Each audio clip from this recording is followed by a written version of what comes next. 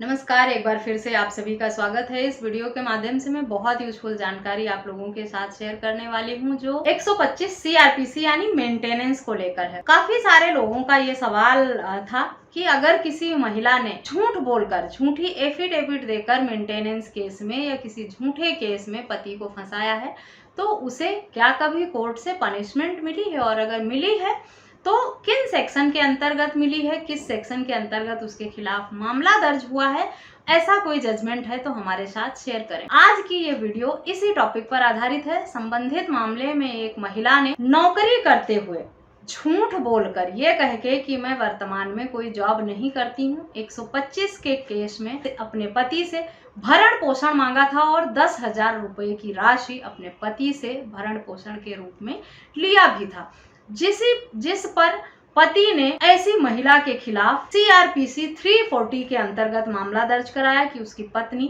वर्तमान में assistant professor के पद पर कार्यरत है। झूठ बोलकर, झूठी एफिडेविट देकर, झूठे साक्ष्य बयान देकर उसने कोर्ट में इस तरह का मेंटेनेंस लेने की गलती की है। इसीलिए उसके खिलाफ आईपीसी के सेक्शन 191 टू 195 के अंतर्गत कार्यवाही होनी चाहिए, जिसमें हाई कोर्ट द्वारा महिला के खिलाफ 191 के अंतर्गत इंक्वायरी करके मामला दर्ज करने का आदेश भी हाई कोर्ट द्वारा कर दिया गया।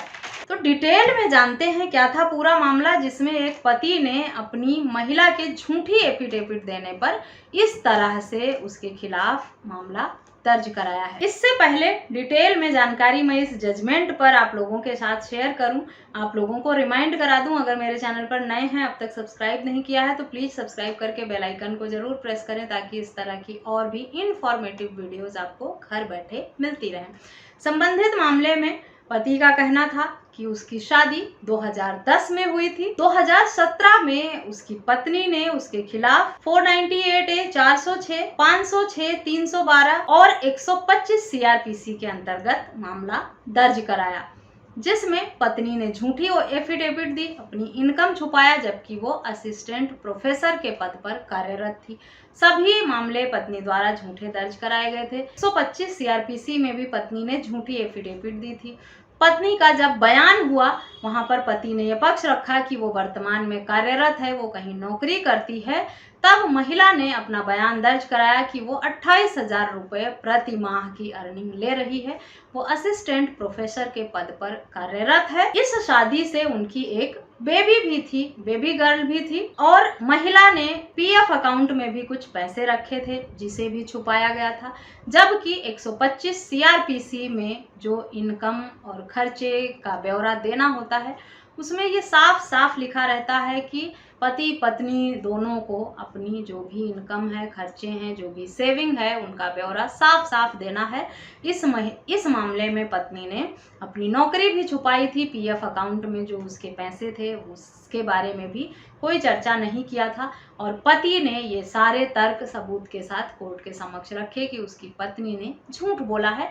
10,000 रुपए मेंटेनेंस के रूप में पत्नी को कोर्ट द्वारा दिलाया भी गया था, जिसे महिला ने रिसीव किया था, और इन्हीं तर्कों को देकर पति ने अपनी पत्नी के खिलाफ सीआरपीसी 340 के अंतर्गत कार्रवाई करने की मांग की कि उसकी पत्नी ने इस तरह की झूठी एफिडेविट दिया है, गलत दस्तावेज लगाए हैं, और उनके खिलाफ आईपीसी के सेक्शन 191 से 195 के अंतर्गत कार्रवाई होनी चाहिए, जो कि कानून में प्रावधान है। क्योंकि इस शादी से उन दोनों को एक बेबी भी था और बच्चे के जो भरण पोषण की जिम्मेदारी है वो पिता की भी होती है। इसीलिए संबंधित मामले में हाई कोर्ट द्वारा महिला के खिलाफ सिर्फ 191 के अंतर्गत इंक्वायरी करके कार्रवाई करने का आदेश हाई कोर्ट द्वारा दिया गया इस मामले में। क्योंकि महिला पढ़ी लिखी थी, प्रोफेसर के पद पर कार्यरत थी,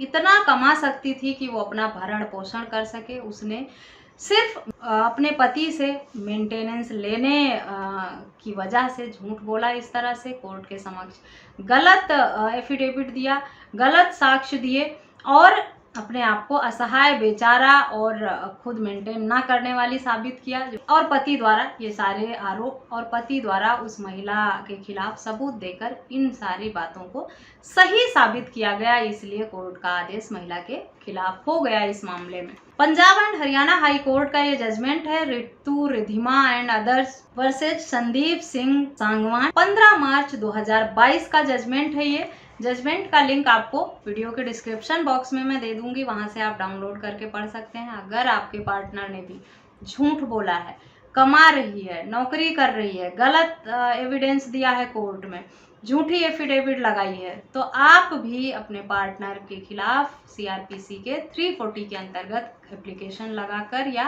केस करके कार्रवाई करने की मांग कर सकते हैं। आपको भी ये हक अधिकार है। डिटेल में जानना चाहते हैं क्या था पूरा मामला, तो जजमेंट को अच्छे से पढ़ लें, और अगर आपके साथ भी ऐसा हुआ है तो इस जजमेंट का फायदा उठाकर ऐसे पार्टनर को पनिशमेंट जरूर दिलाएं, ताकि झूठे मामले दर्ज होने में गिरावट आ सके और झूठे लोगों की हिम्मत टूटे कि अगर वो इस तरह का झूठा मामला दर्ज कराएंगी, कोर्ट में गलत सबूत देंगी और वो पकड़ी गई तो उन्हें पनिशमेंट मिलेगी, उनके खिलाफ FIR दर्ज होगा। साथ ही अगर आपका पार्टनर एक मामले में झूठा साबित होता है तो उसके जितने भी अन्य केसेज होते हैं उस पर भी बहुत फर्क पड़ता है और पति के हक में बहुत पॉजिटिव इम्पैक्ट पड़ता है, क्योंकि आप उन्हीं सबूतों को अपने बाकी केस में भी कोर्ट के समक्ष रखते हैं और ये कहते हैं कि आपके पार्टनर ने इस तरह का केस किया था जिसमें झूठ बोला है, झूठी एफिडेविट दी है या झूठे गवाह दिए हैं, और जो भी अन्य केस हैं वो भी इन्होंने इसी तरह से झूठ बोलकर या झूठे सबूत देकर बनाए हुए हैं। इस तरह से आप बाकी केसों में भी राहत पा सकते हैं ऐसे झूठे और धोखेबाज पार्टनर से। आशा करती हूँ ये वीडियो भी आपके लिए यूजफुल होगी। वीडियो यूजफुल लगी है तो चैनल को सब्सक्राइब करना, अधिक से अधिक लोगों के साथ शेयर करना बिल्कुल भी ना भूलें। जजमेंट का लिंक वीडियो के डिस्क्रिप्शन बॉक्स से लें। कोई सवाल हो तो मुझे कमेंट करके या वीडियो में दिए गए व्हाट्सएप नंबर पर संपर्क करके पूछें। इस वीडियो में बस इतना ही, मिलते हैं नेक्स्ट वीडियो में, तब तक के लिए थैंक यू एंड बाय।